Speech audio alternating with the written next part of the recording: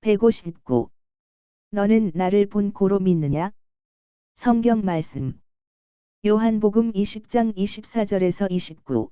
12제자 중에 하나로서 디두모라 불리는 도마는 예수께서 오셨을 때에 함께 있지 아니한지라 다른 제자들이 그에게 이르되 우리가 주를 보았노라 하니 도마가 이르되 내가 그의 손에 못 자국을 보며 내 손가락을 그 못 자국에 넣으며 내 손을 그 옆구리에 넣어 보지 않고는 믿지 아니하겠노라 하니라. 여드레를 지나서 제자들이 다시 집 안에 있을 때에 도마도 함께 있고 문들이 닫혔는데 예수께서 오사 가운데 서서 이르시되 너희에게 평강이 있을지어다 하시고 도마에게 이르시되 내 손가락을 이리 내밀어 내 손을 보고 내 손을 내밀어 내 옆구리에 넣어 보라. 그리하여 믿음 없는 자가 되지 말고 믿는 자가 되라. 도마가 대답하여 이르되 나의 주님이시요 나의 하나님이시니이다. 예수께서 이르시되 너는 나를 본 고로 믿느냐? 보지 못하고 믿는 자들은 복되도다 하시니라.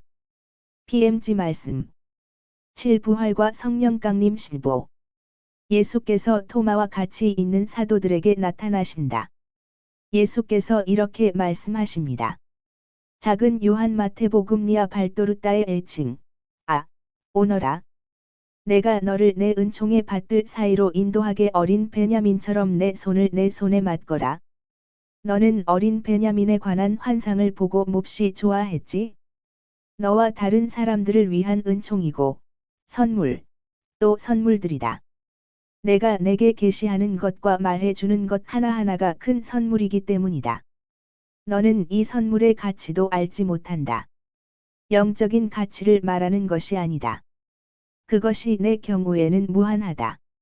문화적인 가치, 혹 내가 더 좋다면 역사적인 가치를 말하는 것이다. 이것은 비싼 보석들이다.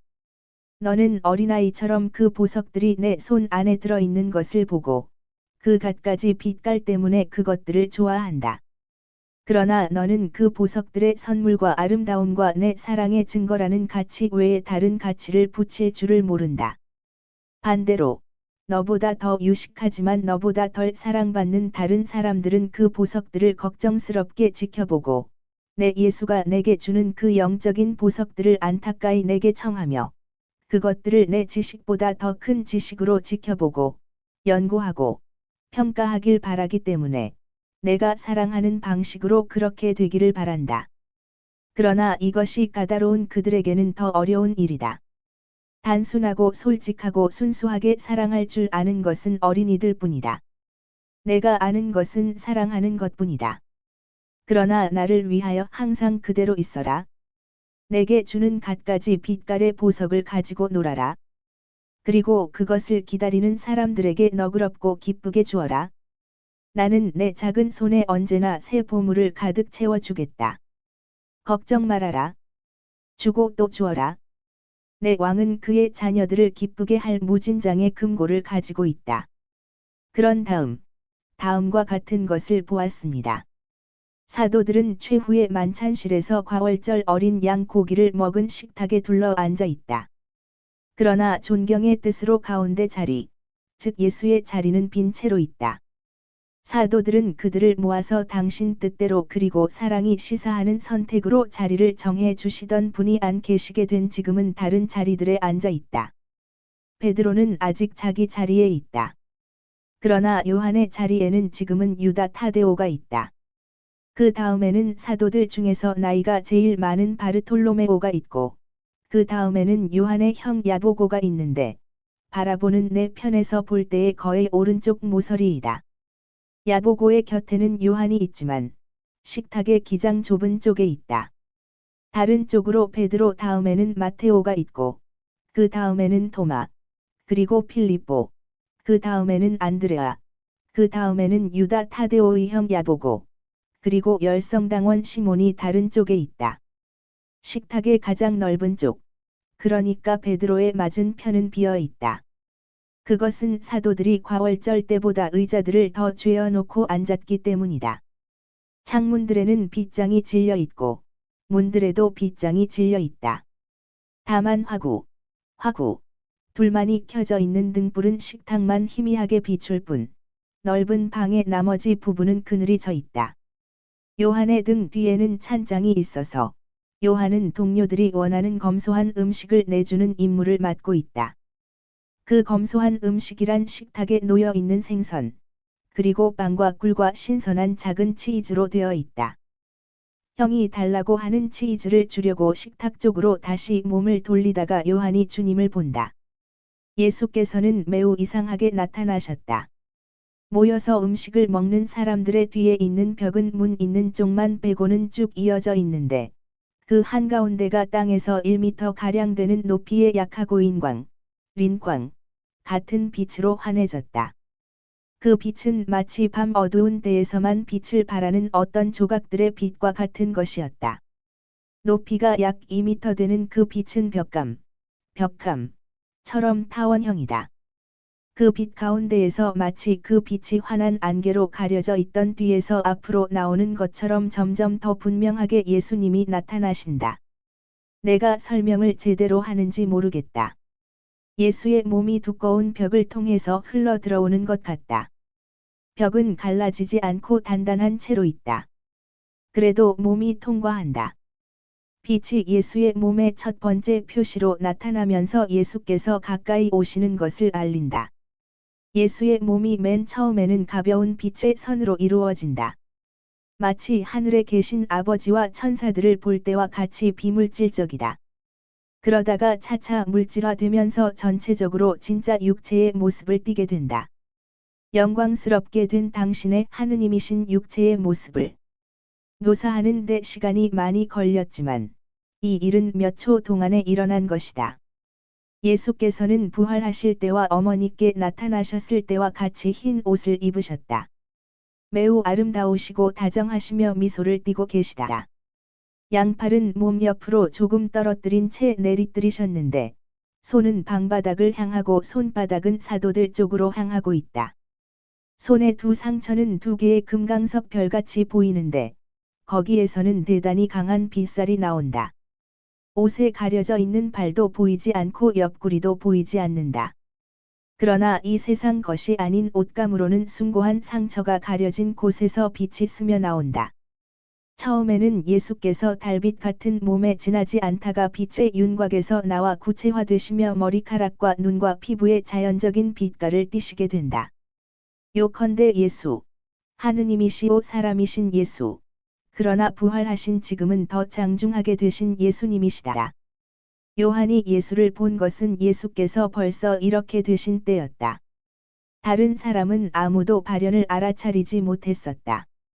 요한은 펄쩍 뛰며 동그란 작은 치즈가 담긴 큰 접시를 식탁에 떨어뜨리고 손으로 식탁 가장자리를 짚고 마치 자석이 그쪽으로 끌기라도 하는 듯이 식탁 옆으로 몸을 기울이며 작은 소리로 하는 소리를 낸다. 그러나 그 목소리는 작으면서도 강하다. 작은 치즈가 담긴 큰 접시가 떨어지는 요란한 소리와 요한이 펄쩍 뛰는 소리에 접시에서 머리를 들고 그의 황홀한 태도를 놀라며 바라보았던 다른 사람들은 그의 눈길 가는 곳을 바라본다. 그들은 선생님에 대한 위치에 따라 머리를 돌리거나 아예 몸을 돌리거나 하여 예수를 본다. 그들은 모두 감격하고 기뻐서 일어나 예수께로 달려간다. 더 환하게 웃으시며 예수께서는 그들에게로 나아오시는데 지금은 모든 사람과 같이 땅을 딛고 걸으신다. 예수께서 처음에는 요한만을 뚫어지게 보셨고 또 요한은 그를 어루만지는 이 눈길에 끌려 몸을 돌렸던 것 같은데 이제는 예수께서 모든 사도들을 바라다 보시며 너희에게 평화하고 말씀하신다. 이제는 모두가 예수를 둘러싸고 있는데 어떤 사람들은 예수의 발 아래 무릎을 꿇고 있고 이들 중에는 베드로와 요한이 있다. 대쉬 요한은 예수의 옷자락에 입맞춤까지 하고 옷자락을 어루만짐을 받으려는 듯이 그것을 얼굴에 갖다 댄다. 대쉬 더 뒤쪽에 있는 사람들은 서 있다. 그러나 공손한 태도로 몸을 잔뜩 구부리고 있다. 베드로는 더 빨리 오려고 마테오가 먼저 나와서 자리를 비껴 주기를 기다리지 않고 정말 그의 의자를 경충 뛰어넘었다. 좌석들이 한꺼번에 두 사람에게 쓰였다는 것을 기억해야 할 것이다. 거북해서 조금 떨어져 있는 사람은 오직 토마뿐이다. 그는 식탁 가까이에 무릎을 꿇었다. 그러나 감히 나아오지를 못하고 식탁 모서리 뒤에 숨어 있으려고 애쓰는 것 같기도 하다. 예수께서는 손을 입맞춤에 내맡기시면서 대쉬 사도들은 거룩하고 다정스러운 갈망으로 그 손을 잡으려고 한다. 대쉬 11번째 사도를 찾으시는 듯 숙인 머리들 위로 눈길을 보내신다. 그러나 예수께서는 그를 처음 순간부터 보셨다.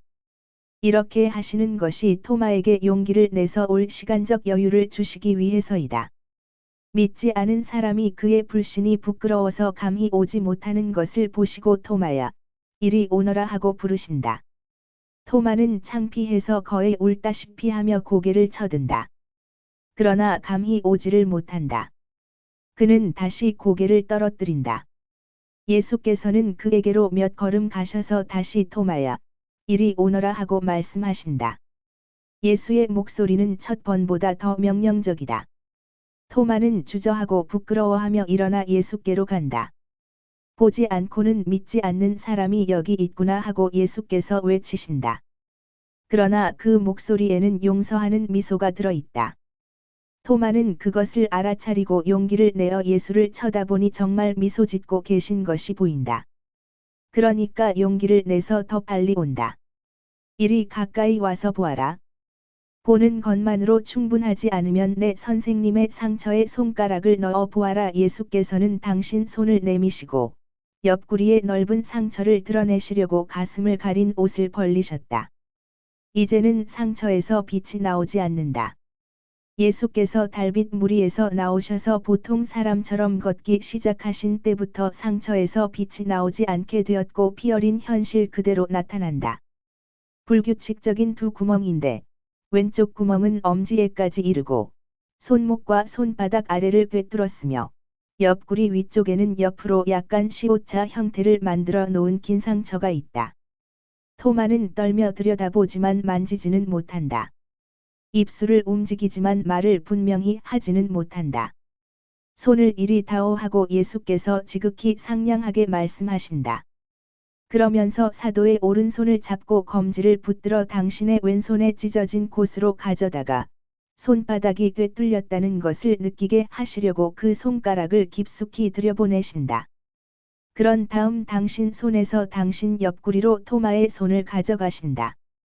그리고 이제는 토마의 네 손가락을 밑으로 장골까지 함께 잡아서 그 큰 네 손가락을 가슴 찢어진 곳에 갖다 대고 가상자리에만 대는데 그치지 않고 속으로 들여보내시며 그대로 잡고 계시면서 토마를 뚫어지게 들여다보신다. 엄하지만 그러면서도 온화한 눈길이다. 그러시면서 이렇게 계속 말씀하신다.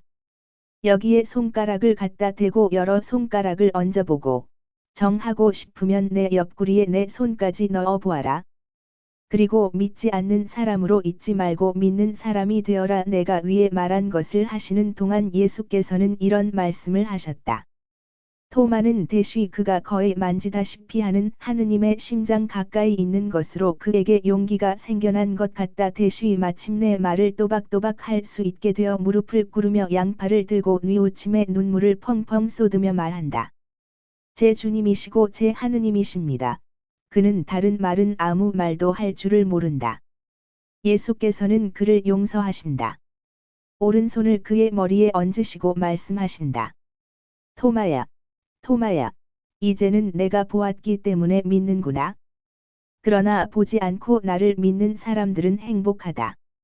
보는 힘으로 인해서 믿음이 도움을 받은 너희들에게 상을 주어야 한다면 그 사람들에게는 무슨 상을 주어야 하겠느냐?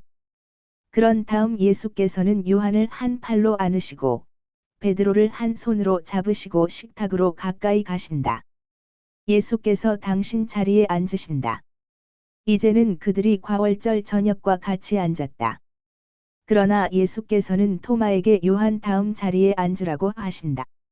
자, 다들 먹어라 하고 예수께서 말씀하신다. 그러나 이제는 아무도 시장기를 느끼지 않는다.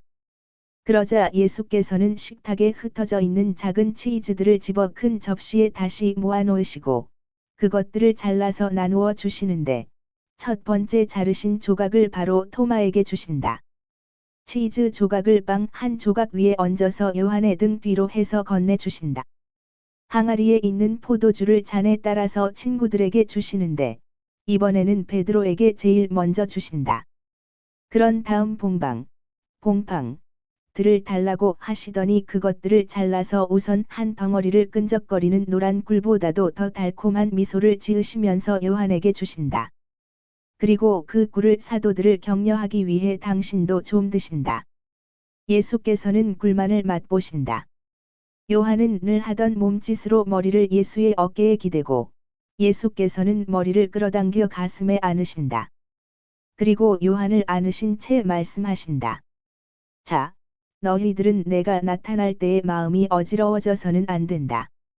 나는 여전히 너희들과 음식과 잠을 나눈 너희들의 선생이고 너희들을 사랑했기 때문에 너희들을 선택한 너희들의 선생이다. 지금도 나는 너희들을 사랑한다. 예수께서는 이 마지막 말씀을 힘주어 하신다. 너희들은 하고 예수께서 말씀을 계속하신다. 나와 같이 시련을 겪었다. 그래서 영광에도 나와 같이 있을 것이다. 고개를 떨어뜨리지 말아라. 주일 저녁, 내가 부활한 후 처음으로 너희들에게 왔을 때 너희들에게 성령을 불어넣어 주었다.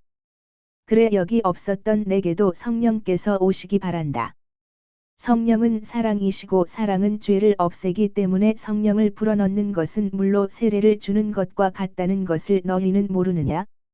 이런 이유로 해서 내가 죽을 때 나를 저버린 너희들의 죄가 용서를 받은 것이다.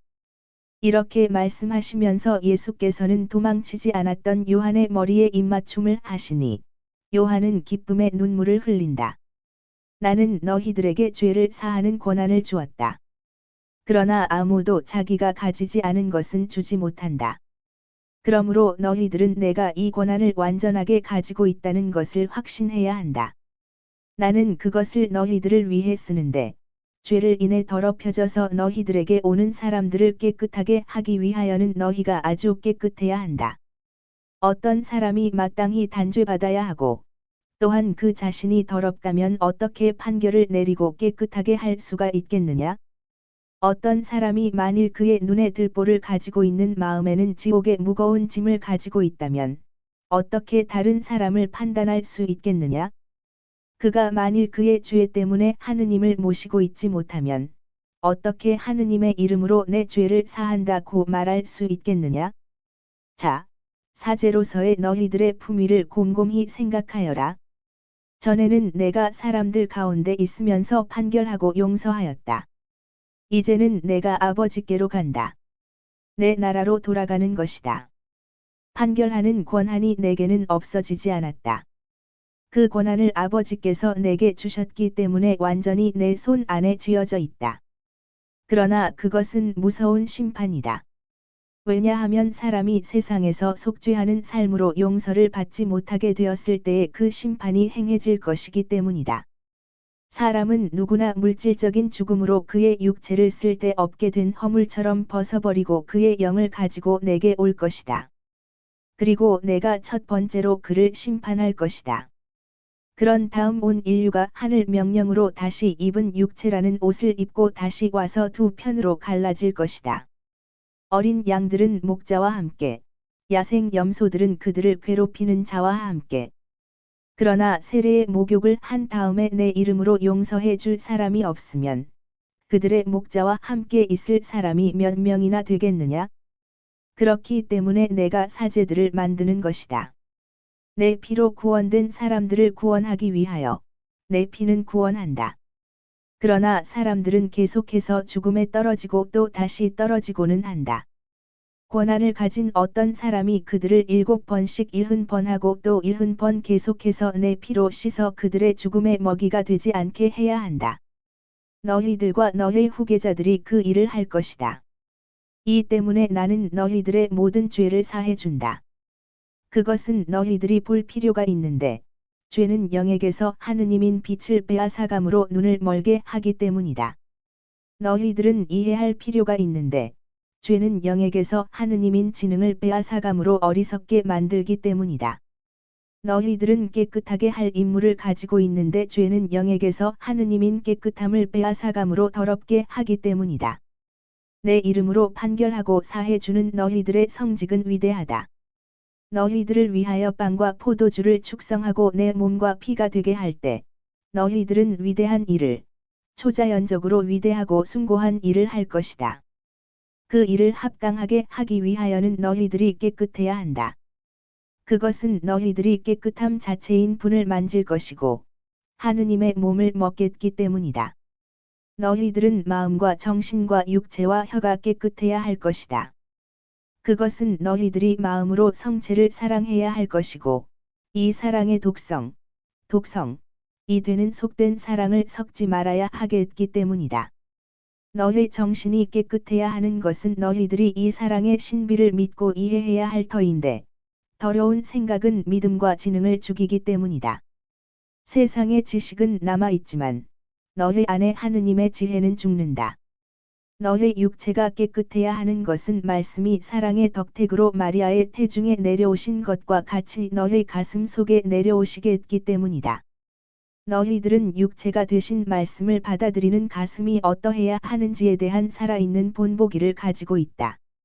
그 본보기는 나를 잉태하신 원죄도 없고 개인적인 죄도 없는 여인이시다. 아직 겨울 눈의 베일에 덮여 있는 헤르몬산의 깨끗한 꼭대기를 바라다 보아라. 올리브 밭에서 보면 꽃잎을 따서 쌓아놓은 무더기나 파란 하늘 공간을 4월의 바람에 불려 떠다니는 구름의 다른 흰 빛깔 앞에 재물처럼 올라오는 바닷물의 거품과도 같아 보인다.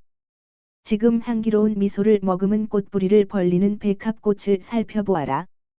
그러나 이 두 가지 깨끗함도 내 육체를 만든 태중보다는 덜 깨끗하다. 바람에 불려온 먼지가 산에 있는 눈과 비단결 같은 꽃에 앉아 있다. 그 먼지는 하도 얄팍해서 사람의 눈에는 띄지 않는다. 그러나 틀림없이 있어서 흰 빛을 더럽힌다.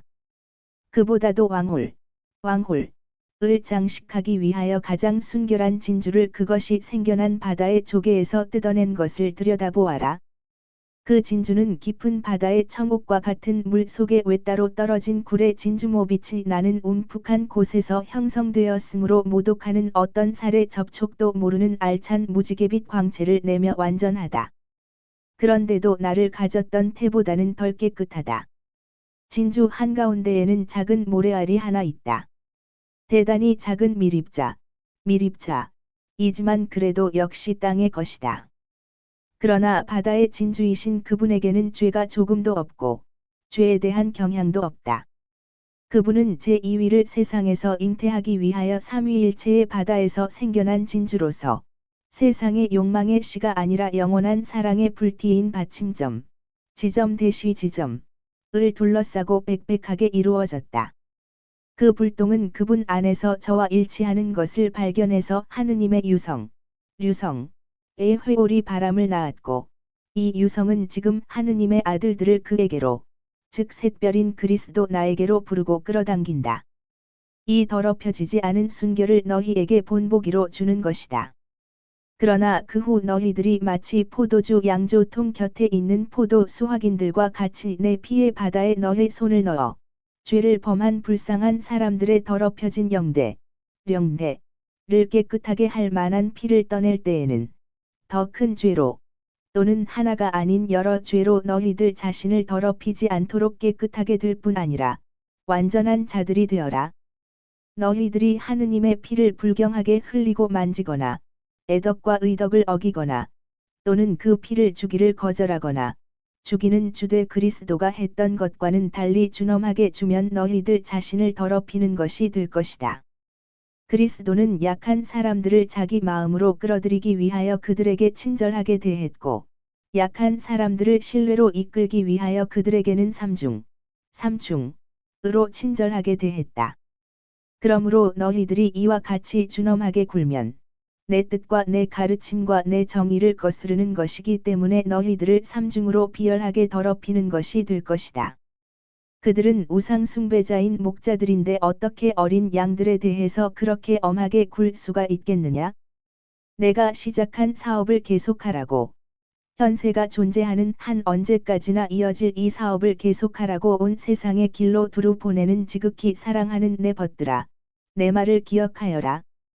내가 너희들에게 이 말을 하는 것은 성직을 행하라고 너희들을 축성한 그 성직을 위하여 너희들이 축성할 사람들에게 이 말을 하라고 그러는 것이다. 나는 본다. 나는 긴 세월을 내다본다. 장차 올 시간과 장차 있을 무한한 사람의 무리가 모두 내 앞에 있다. 나는 학살과 전쟁, 거짓 평화와 소름 끼치는 대량 학살, 증오와 도둑질, 관능성과 교만을 본다. 이따금씩 푸른 오아시스가 보인다. 십자가로 돌아오는 시기이다.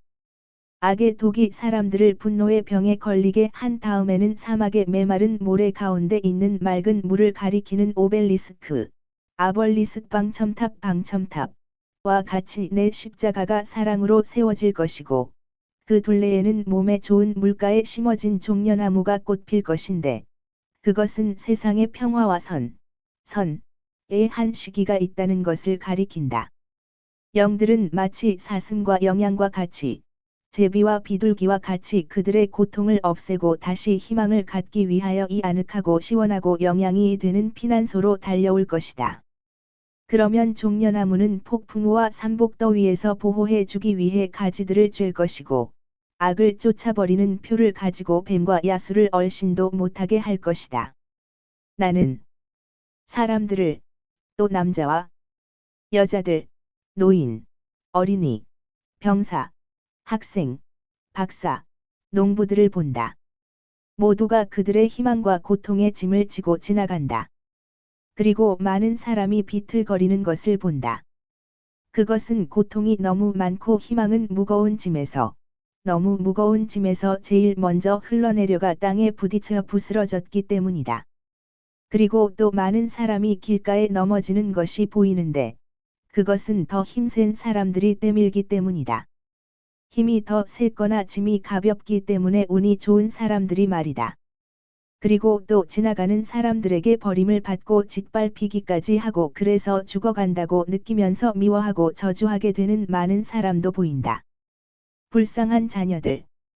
인생에서 타격을 입으면서 지나가거나 넘어지는 이 모든 사람들 가운데 내 사랑은 계획적으로 동정심이 많은 사마리아 사람들과 착한 의사들을 밤중에 밝혀주는 빛과 침묵 속에 들려오는 목소리 모양으로 사방에 퍼뜨려 놓아 넘어지는 약한 사람들이 도움을 얻고 빛을 보고 바람을 가져라 너는 혼자가 아니고 내 위에는 하느님이 계시고 너와 함께 예수님이 계시다 하고 말하는 목소리를 듣게 하였다. 나는 내 불쌍한 자녀들이 아버지의 집을 잃고 죽지 않도록 내 대리자들에게서 내 반영을 봄으로써 사랑인 나를 계속 믿도록 계획적으로 이 활동적인 사랑들을 배치하였다.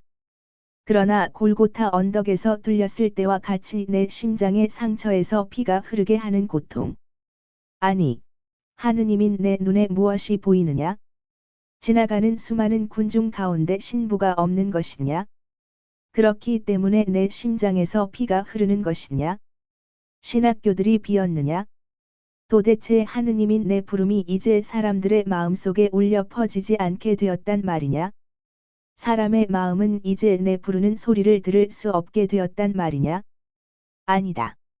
세월이 지나가는 동안 신학교들이 있을 것이고 거기에는 성직자들이 있을 것이다. 청소년 때에는 내 부르는 소리가 많은 마음 속에 천상의 목소리로 울려 퍼지고 그 청소년들이 그 부르는 소리를 따를 것이므로 신학교들에서는 신부들이 나올 것이다. 그러나 그 후 청년기와 장년기에는 다른 목소리, 또 다른 목소리들이 올 것이고 내 목소리는 그들의 마음 속에서 들리지 않게 될 것이다. 세월이 흐르는 동안 줄곧 내 대리자들이 항상 지금 너희와 같은 사람으로, 즉 그리스도의 학교에서 배우는 사도들로 있도록 하려고 그들에게 말하는 내 목소리가 말이다. 옷은 그대로 있지만 사제는 죽었다. 세월이 흐르는 동안 너무나 많은 사람에게서 이런 일이 일어날 것이다. 쓸데없고 어두운 그림자 모양으로 그들은 들어올리는 지렛대가 되지 못할 것이고 끌어당기는 밧줄 목마름을 풀어주는 샘 영양이 되는 나달백의 노릇을 하는 가슴, 어둠의 빛, 스승이 그에게 말하는 것을 되풀이하는 목소리가 되지 못할 것이다. 오히려 그들은 불쌍한 인류에게 죄의 기회를 주는 짐이 되고 죽음 같은 무게가 되며 기생충과 부패가 될 것이다. 소름 끼치는 일이다. 가장 못된 유다를 나는 내 사제들 가운데에서 또 갖게 될 것이고 항상 가지게 될 것이다. 벗들아, 나는 지금 영광 중에 있다. 그런데도 울고 있다. 나는 이 수많은 무죄를, 목자가 없거나 목자가 너무 모자라는 양떼들을 불쌍히 여긴다. 무한히 동정한다. 그런데 내 천주성으로 맹세한다마는 나는 이 일을 하라고 택한 사람들이 주고자 하지 않는 빵과 물과 빛과 목소리를 이들에게 주겠다. 세월이 흐르는 동안 나는 빵과 물고기의 기적을 되풀이하겠다. 보잘것없는 작은 물고기 몇 마리와 빵 몇 덩어리를 가지고, 즉 보잘것없는 평신도를 가지고 많은 사람에게 먹을 것을 주겠고, 그래서 그들은 배불리 먹을 것이며 그 후에 올 사람에게도 먹을 것이 있을 것이다. 그것은 내가 이 무리를 불쌍히 여기고 그들이 죽는 것을 원치 않기 때문이다. 이러한 사람들이 될 자격을 가질 사람들은 정말 복되다. 이러한 사람들이기 때문에 축복을 받을 것이 아니라 그들의 사랑과 희생으로 그런 자격을 얻었기 때문에 축복을 받을 것이다. 그리고 사도로 남아있을 줄을 안 사제들은 완전히 축복을 받을 것이다. 내 불쌍한 자녀들이 빵과 물과 빛, 그리고 목소리와 휴식과 약이 될 줄 안 사제들 말이다. 그들은 하늘나라에서 특별히 빛날 것이다. 진리인 내가 너희들에게 맹세한다. 자, 일어나자. 기도하는 방법을 가르쳐 줄 터이니 나와 같이 가자. 기도는 사도의 기운을 길러주는 양식이다. 기도가 사도를 하느님과 하나가 되게 하기 때문이다. 그러면서 여기서 예수께서 일어나셔서 계단 쪽으로 가신다. 그러나 아래로 내려가셨을 예수님은 몸을 돌려 저를 바라보십니다. 아이고, 신부님. 예수님이 저를 바라다 보십니다.